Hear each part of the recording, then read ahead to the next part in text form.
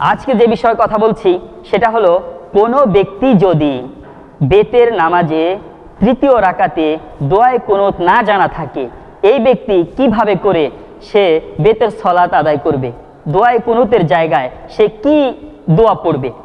এটা আমাদের অনেকের একটি প্রশ্ন থাকে। আমাদের সমাজের অনেকেই দোয়ায়ে কুনুত পারে না। তো দোয়ায়ে কুনুত না পারার কারণে এতটাই টেনশন ফিল করে যে কিভাবে বেতের সলাত আদায় করব।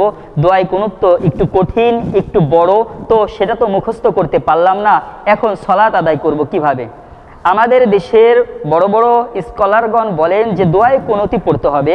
তবে দেখা যায় যে আরবরা বা অন্য অন্য কান্ট্রিতে তারা এছাড়া অন্য অন্য এই জাতীয় অনেক দোয়া তারা পড়ে থাকেন। যেহেতু এখানে একটি দোয়া করা, তো অনেকের এ প্রশ্নও থাকে যে আমরা কি সূরা ইখলাস 2 বার পড়বো কিনা, 3 বার পড়বো কিনা। প্রিয় ভাই, এখানে সূরা ইখলাস 2 বার বা 3 বার পড়ার জন্য নয়, মূলত হলো আল্লাহ সুবহানাহু ওয়া তাআলার কাছে দোয়া করা। সেই জায়গায় আমরা অনেকে অনেক রকমের দোয়া পেরে থাকি। বাংলায় দোয়া না করা, আরবিতেই দোয়া করতে হবে, উর্দুতে, ফার্সিতে, ইংরেজিতে নয়, আরবিতে দোয়া করতে হবে। নামাজ শুদ্ধ হওয়ার জন্য আরবিতে দোয়া করতে হবে।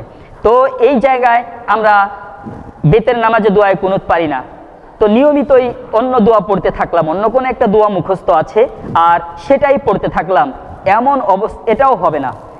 আপনাকে দোয়ায়ে কুনুত শেখার জন্য চেষ্টা চালিয়ে যেতে হবে।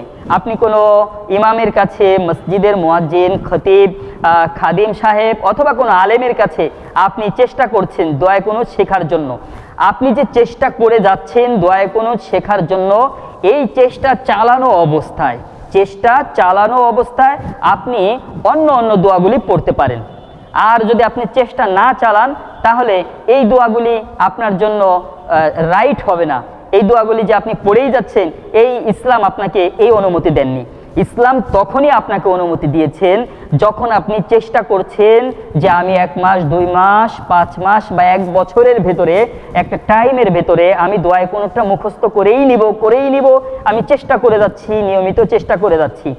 তো এই চেষ্টা চালানো অবস্থায় আপনি দোয়ায়ে কুনুতের জায়গায় যখন আপনি তাকবীর দিলেন, আল্লাহু আকবার বলে হাত বেঁধে দোয়ায়ে কুনুত পড়তেন, এই জায়গায় দোয়ায়ে কুনুত না পড়ে অনেক দোয়া পড়তে পারেন। তবে তার মাঝে এই দোয়াটা পড়তে পারেন, রব্বানা আতিনা ফিদ দুনিয়া হাসানাতাও ওয়া ফিল আখিরাতি হাসানাতাও ওয়া কিনা আযাবান নার। আল্লাহ সুবহানাহু ওয়া তাআলা কুরআনের এই আয়াত দিয়ে দোয়া শিখিয়ে দিয়েছেন। আমি আরেকবার বলছি, রব্বানা আতিনা ফিদ দুনিয়া হাসানাতাও ওয়া ফিল আখিরাতি হাসানাতাও ওয়া কিনা আযাবান নার। যেই দোয়া আল্লাহ তাআলা শিখিয়ে দিলেন যে বান্দা তুমি আমার কাছে এভাবে করে দোয়া করবা, আল্লাহর শিখানো সেই দোয়া দিয়ে যদি আমরা বেতের সলাত আদায় করি, যতদিন পর্যন্ত শিখতে না পারছি, শিখার চেষ্টা করে যাচ্ছি, ইনশাআল্লাহ সুম্মা ইনশাআল্লাহ আপনার সলাত হয়ে যাবে, আপনার নামাজ হয়ে যাবে, তাতে কোনো অসুবিধা হবে না। তবে আপনাকে শেখার মনোভাব রাখতে হবে, চেষ্টা চালিয়ে যেতে হবে। এই দোয়া পড়ে পড়েই খালি গেলে হবে না, এইটা ভালো করে বুঝে নেওয়া। একটা টাইম দেখা গেছে আপনি শুদ্ধভাবে শিখে নিতে পারবেন, হয়েই যাবে ইনশাআল্লাহ। কিন্তু যদি আপনি চেষ্টা না করে যান তাহলে কোনোদিন সম্ভব নয়। একটা ছোট্ট বাচ্চা মাদ্রাসায় যখন তাকে ভর্তি করানো হয়, আপনি মাদ্রাসার একটা প্লের বাচ্চাকে জিজ্ঞেস করবেন, অনেক মাদ্রাসার স্টুডেন্ট বলে দিতে পারবে সুন্দর করে দোয়ায়ে কুনুত, আল্লাহুম্মা ইন্না নাস্তাইনুকা ওয়া নাস্তাগফিরুকা, খুব চমৎকার করে বলে দিতে পারবে। কিন্তু দেখা যায় একজন ডাক্তার, ইঞ্জিনিয়ার, বড় শিক্ষিত হয়ে গেল, বয়সে 30, 40, 50, এমনকি 70, 100 পর্যন্ত চলে গেল, অনেক ইংলিশ পারে, অনেক কিছু পারে, কম্পিউটারে অনেক বড় জ্ঞানী, সব কিছুতেই জ্ঞানী, কিন্তু দেখা গেল নামাজের বিষয় এতটাই দুর্বল। হ্যাঁ ভাই, আপনি ডাক্তার আছেন, ইঞ্জিনিয়ার আছেন, টাকা আছে, গাড়ি আছে, বাড়ি আছে, আপনার সব রেখে চলে যেতে হবে, কিন্তু ওই যে দোয়ায়ে কুনুত আপনি পারলেন না, যে সলাত আদায় করতে পারলেন না শুদ্ধতার সাথে, এই সলাতই কিন্তু আপনার সাথে যাবে।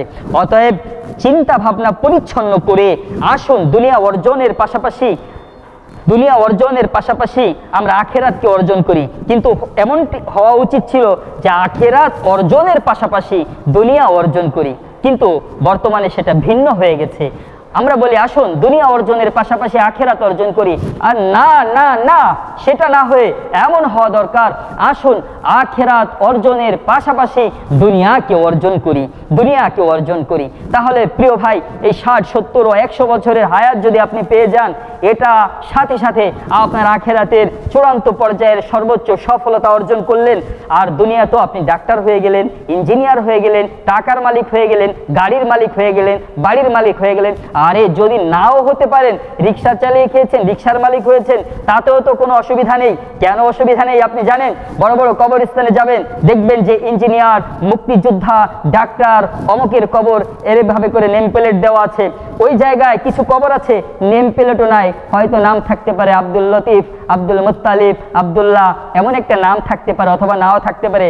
সে রিক্সা চালিয়েছিল, এটা তো আর নেম প্লেটে লিখে দেওয়া যায় না যে একজন রিক্সা চালক, রিক্সার পাইলট অমুক, এটা বলা যায় না। তো নামের কোনো প্রয়োজন নেই, নেম প্লেটের নাম দেখার বিষয় না। বিষয়টি হলো কবরের মাটির নিচে ছাওয়া ছাওয়া সমান সমান হয়ে গেল। ওই অর্থবিত্তের মালিকও যেমন যে জায়গায় পড়ে আছে, একজন অসহায় গরিবও ঠিক সেই জায়গায় পড়ে আছে। কিন্তু গরিব যদি ইসলাম জেনে ওখানে পড়ে থাকে, সে এই অর্থবিত্তের মালিকের চাইতে সব চাইতে আলা মাকাম পেয়ে যাবে, জান্নাতুল ফেরদাউস আল্লাহ নাসিব করে দিবেন। কিন্তু এই অর্থবিত্ত, টাকাওয়ালা বা জ্ঞানী বিজ্ঞানী যিনি এখানে শুয়েছেন, ইনার সব সার্টিফিকেট দুনিয়ায় রেখে গেলেন, কাগজগুলি পড়ে রইল, বাকি ইনি ওই রিক্সাওয়ালার চেয়ে দুর্বল হয়ে গেল, ক্ষতিগ্রস্ত হয়ে গেল। আল্লাহ সুবহানাহু ওয়া তাআলা আমাদের সকল জামিউন নাসকে সঠিকভাবে জ্ঞান অর্জন করে, বুঝে, পথ চলে আল্লাহর প্রিয় হয়ে সকলে একই কাতারে দাঁড়িয়ে মুসলমানিত্ব বরণ করে, গলার মালা পরে, কালিমার মালা পরে আল্লাহ তাআলার কাছে যাওয়ার তৌফিক দান করুন। আসসালামু আলাইকুম ওয়া রাহমাতুল্লাহি ওয়া বারাকাতুহু।